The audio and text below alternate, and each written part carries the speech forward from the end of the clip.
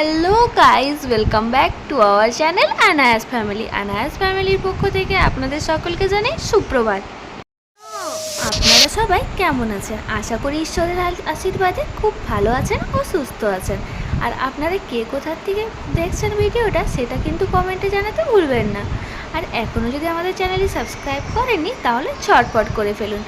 তো আজ সকাল সকাল দেখতে পাচ্ছেন আমার পুজো হয়ে গেছে কমপ্লিট, আর আমি এসে গেছি কিচেনে। আর কিচেনে এখানে আমি শুদ্ধ করছিলাম কাবলি ছোলা আর আলু। আজ আমি আপনাদের সঙ্গে শেয়ার করতে চলেছি চানা মশলার রেসিপি। আর এদিকে দেখতে পাচ্ছেন সকাল সকাল পায়রাগুলো এসে গেছে। এই পায়রাগুলো ডেলি সকাল বিকাল আর দুপুরে একটা এদের তো টাইম ফিক্সড আছে, এরা আসবেই।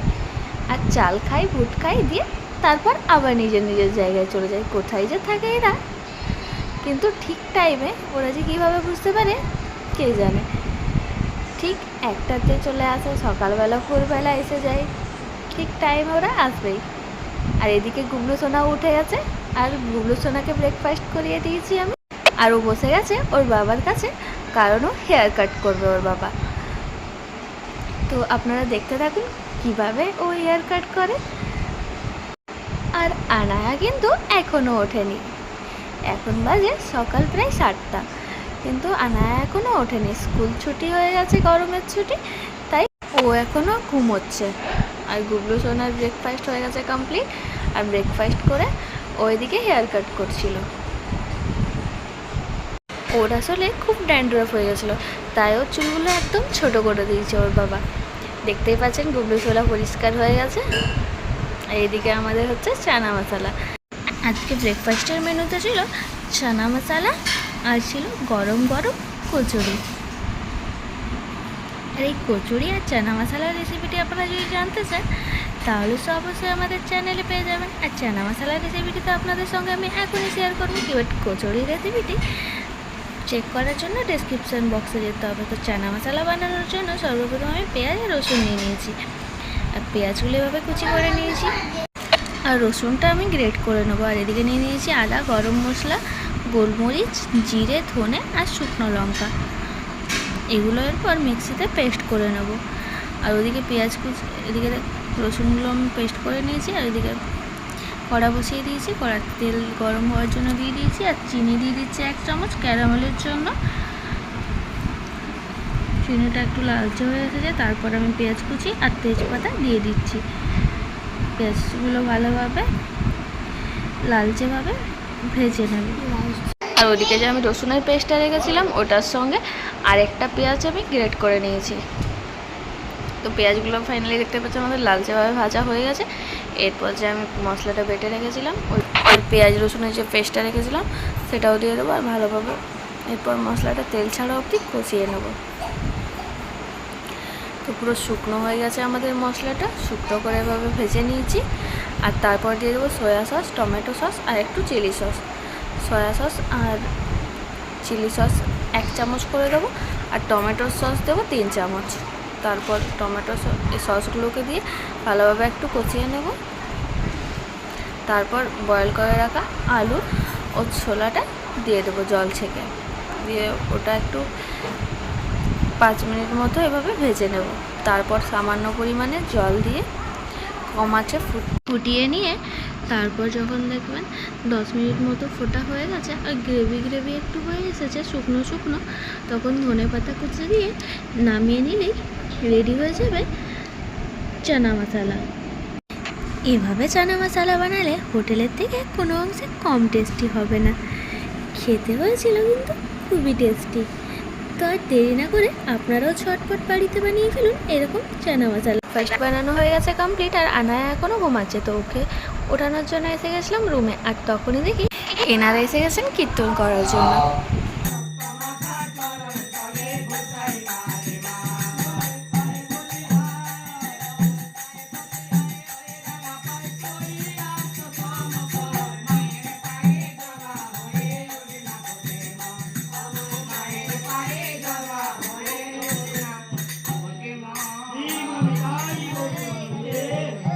বাচ্চারা এনাদের কীর্তন করা হয়ে গেছে, আর এই ফাঁকে আমাদের দোকানটাও দেখিয়ে দিই। তো চলুন আমাদের দোকানটা দেখে নিন।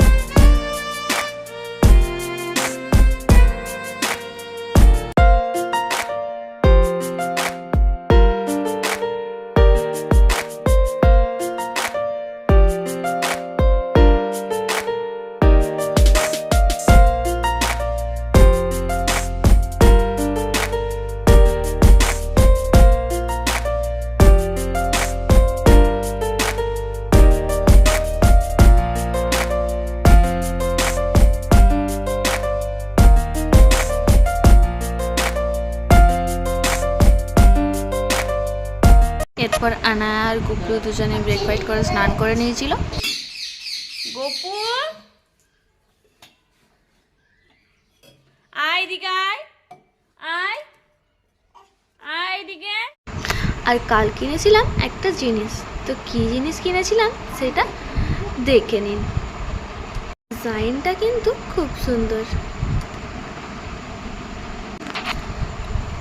কাল কিনেছিলাম এই প্রেসার কুকারটা, আর এই প্রেসার কুকারের ডিজাইনটা খুব সুন্দর আর খুব ভারী। অ্যালুমিনিয়ামের প্রেসার কুকার ছিল, স্টিলের ছিল না, তাই স্টিলের নিয়ে ফেললাম। আর এদিকে আপেলগুলো পেস্ট করে নেবো গুবলুর জন্য। আর তারপর গুবলু ঘুমিয়ে পড়েছিল আর আনায়াও করছিল পড়াশোনা। আর সেই ফাঁকে আমি ঝটপট বানিয়ে নিয়েছিলাম এই লাঞ্চের মেনুগুলো। তো এখন দেখা হচ্ছে ডাইরেক্ট দুপুরবেলাতে। দুপুরবেলার মেনুতে ছিল ভাত, ডাল, ভেন্ডি ভাজা, শাক ভাজা, আর ছিল পুঁই কুমড়ো দিয়ে, কচু দিয়ে একটা চচ্চড়ি, মাছ ভাজা।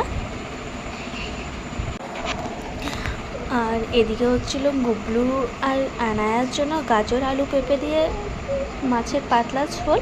আর এদিকে হচ্ছিল আমাদের পাতলা ঝোল। খুব গরম পড়েছে, তার ঝোলটা পাতলাভাবেই করেছিলাম, হালকা কম তেল মশলা দিয়ে বানিয়েছিলাম। সকালবেলা যেহেতু ওনাদের কীর্তন করতে দেখেছে, তাই সন্ধ্যাবেলা ও বসে গেছে কীর্তন।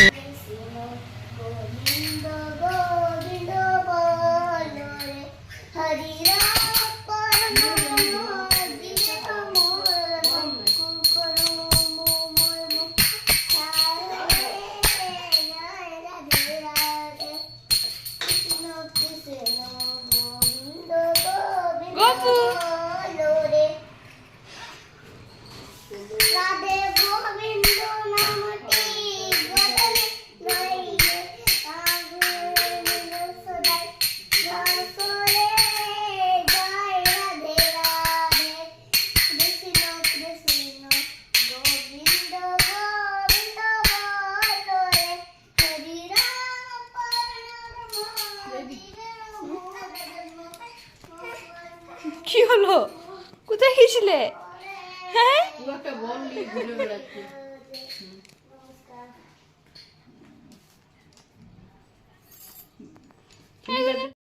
এরপর হয়ে গেছে প্রায় সন্ধ্যেবেলা। তো সন্ধ্যে দেওয়া হয়ে গেছে আমাদের।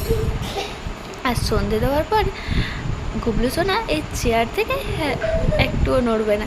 আর চেয়ারে বসে বসে খালি উঁকি মেরে মেরে ওই সাইডে প্রদীপটা দেখে।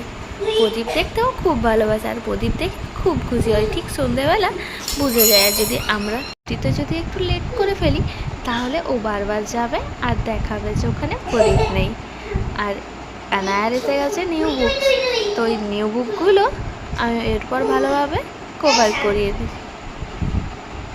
সন্ধ্যে দেওয়ার পর আনায়া আর গুবলুকে ইভিনিং স্ন্যাক্স খাওয়ানো হয়ে গেছে। তারপর বসে গিয়েছিলাম এই বইগুলো মলাট দেওয়ার জন্য।